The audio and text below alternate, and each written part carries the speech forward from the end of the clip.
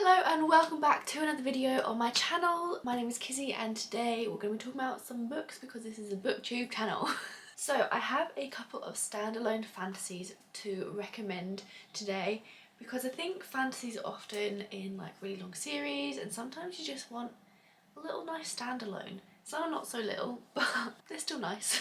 Getting straight into the video, I have the first one, which is actually the smallest book on the list, and that is Piranesi by Suzanne Clarke. She wrote another fantasy, I think. It's been made into a TV series, and it's Jonathan Strange and Dr. Norrell, or Jonathan Strange and Mr. Norrell. And I haven't seen the series or read the book, but I think the book is massive, and I think from what the series looks like from adverts I've seen, it's kind of like Sherlock Holmes time period. I don't know if it's a fantasy or if it's just like period book, but this is a fantasy that is very strange. It is very short, it's less than 250 pages, but it is weirdly wonderful.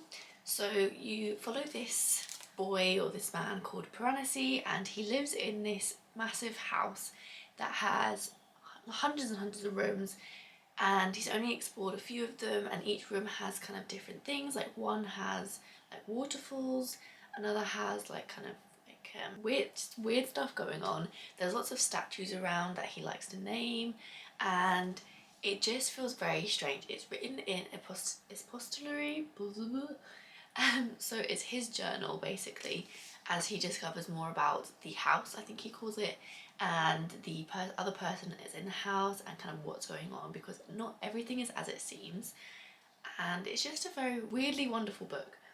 Like, I don't, like, if someone described it to me, I'd be like, no, that sounds really weird, like what? But I actually really enjoyed it.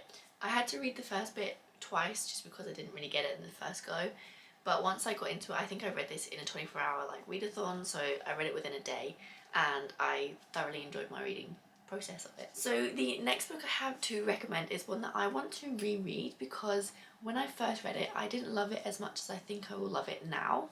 Obviously I can't tell because I haven't reread it yet, but I do plan to reread it soon, and I do love the other book by this author. But from what I've seen online, like either people love one or the other, so I'm not sure. But that is The Night Circus by Erin Morgenstern. This follows two like competing circuses that are competing. It was years ago that I read it, which is why I think I didn't enjoy it as much. I was much younger and I didn't really kind of get fantasy as a genre, or like my reading tastes have changed since then. But this is just strange, and there's a strange circus. It's very magical, kind of magical surrealism, like it's not really explained magic. I think Erin Morgenstern has beautiful writing. Her writing is incredible, and it's just like a journey that you go on. I think I didn't dislike it. I think I gave it like a high 3 stars when I first read it. I don't actually know if I rated books then, but in my recollection that's what the rating that I gave it. So on the back it says that the circus arrives without warning. No announcements precede it. It is simply there when yesterday it was not. And then they're using the circus as this like competition between these two magicians. That's kind of underlining the whole plot. And Audrey Neffinger, who is the author of The Time Traveller's Wife, says that The Night Circus made me happy. Playful and intensely imaginative, Erin Morgenstern has created the circus I have always longed for. This is a marvellous book. So that's kind of why I want to reread it, because I do think I would thoroughly enjoy it now. So then the next book that I have that is also by Erin Morgenstern is The Starless Sea, and this is one of my favourite books of all time. It is an acquired taste. Not a lot of people, I think it's quite polarising. People either love it or people just really do not get it and do not like it at all. So this follows kind of multiple storylines that appear in the original, like in the start, as a humble jumble mishmash of nothing that does not make sense. But there is a tipping point where they all start coming together, and I just love how that kind of builds up. And you do really have to commit to reading this book if you're gonna go for it. If it doesn't sound like something you would want to read, then I wouldn't recommend even giving it a go, because that is what it is. It is beautifully written, the stories are beautiful. It is about a world where underneath this world there is a massive other world that can only be accessed through these random doors that appear to only certain people, and the Starless Sea kind of is ever moving. The place is ever moving and changing, and there's books and there's sea and there's dark creatures and there's people that have been trapped there for years, and there's just There's a romance, there's like just a hobble jobble mishmash of things going on, but the way it comes together at the end I absolutely loved, and I fell in love with it. I do want to reread it because I think every time it's the kind of book that every time you reread you will pick up something new and something that you didn't before and just come away with it with a different thing. So it's the kind of book that felt like half of it I was like, yeah, this is okay, and then when it started to kind of like come together I was just like, this is amazing, and I absolutely fell in love with it. So would recommend. The next book I have is one by Gareth Nix, and he is quite a famous fantasy author. He has got loads of books out there, but I've never actually come across with him before reading this book, and I haven't read anything of him since, which is something I do want to look into. But that is Angel Mad by Gareth Nix, and this follows a world where the magic system is based on being able to recall angels.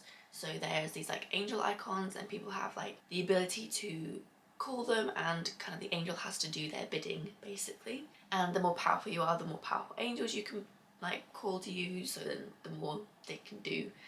And we set in this world where a long time ago, I don't know how long ago, this city fell, and everyone who was in the city either died of a plague or was turned into these kind of creatures, like, I don't know, dark creatures, and anyone else escaped. And the people that escaped now, when they are touched by an angel, so when they try to recall an angel, they turn to ash, so they cannot be magical, they cannot have this ability that everybody else can.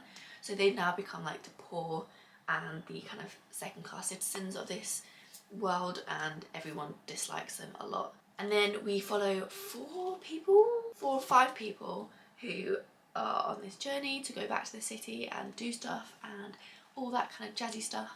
And it was just a very cool magic system and storyline, and I liked how the 4 people kind of came together and the banter and the friendships that were in there, and I just liked it. I think I do remember finishing this and wishing it wasn't a standalone, because I want to see more from these characters. So if that's something you're hesitant about standalones, you might not feel fulfilled with this book, because I didn't. I wanted more, but it was also quite nice just to have it contained in its like entirety in this book. So the next book I have is one that probably everyone knows as like the standalone fantasy. I feel like it is the one that gets recommended most now often when people are asking for a standalone fantasy, and one of the major reasons is it's massive.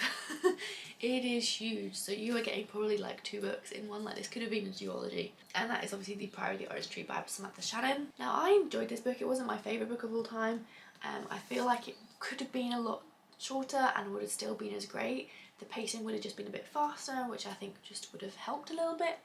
But this is a deeply rich epic fantasy. The world is very evolved and rich with kind of mythology and magical creatures and plot and history, and it's just a great fantasy that I would highly recommend to anyone who wants fantasy. It has female romances and dragons and grumpy old men and it's just a great fantasy. If you don't mind a slower paced book, if you're one for fast paced fantasies, I don't know if you would get along with this. You do have to kind of commit to it and see it through, so that is one thing I would say.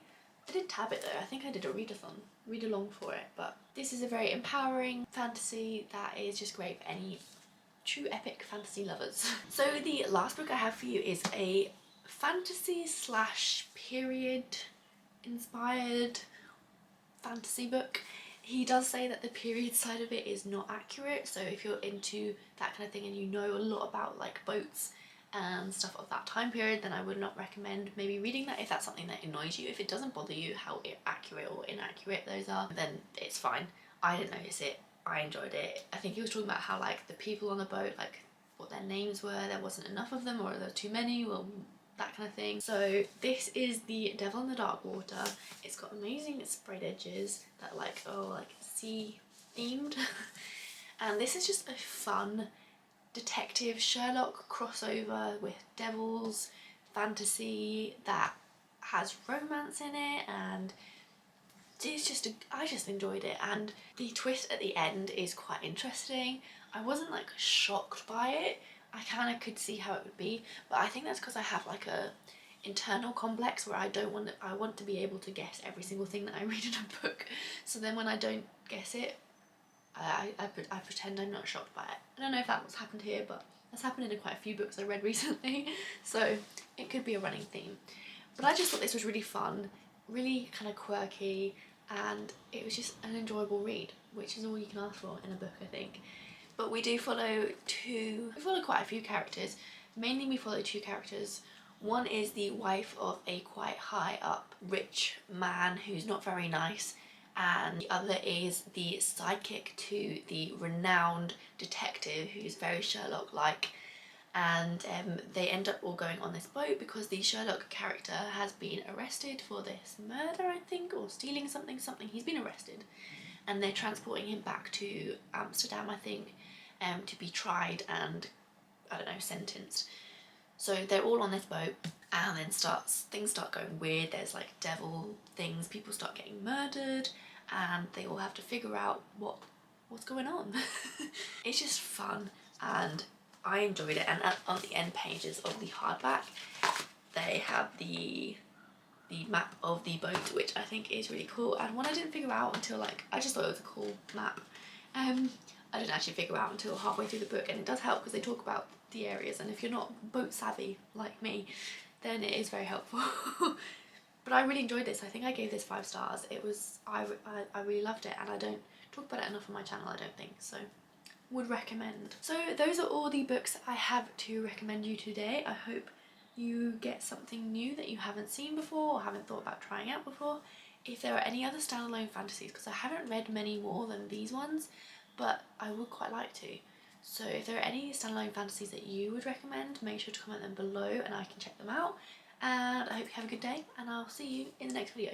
If you'd like to subscribe, please do that too.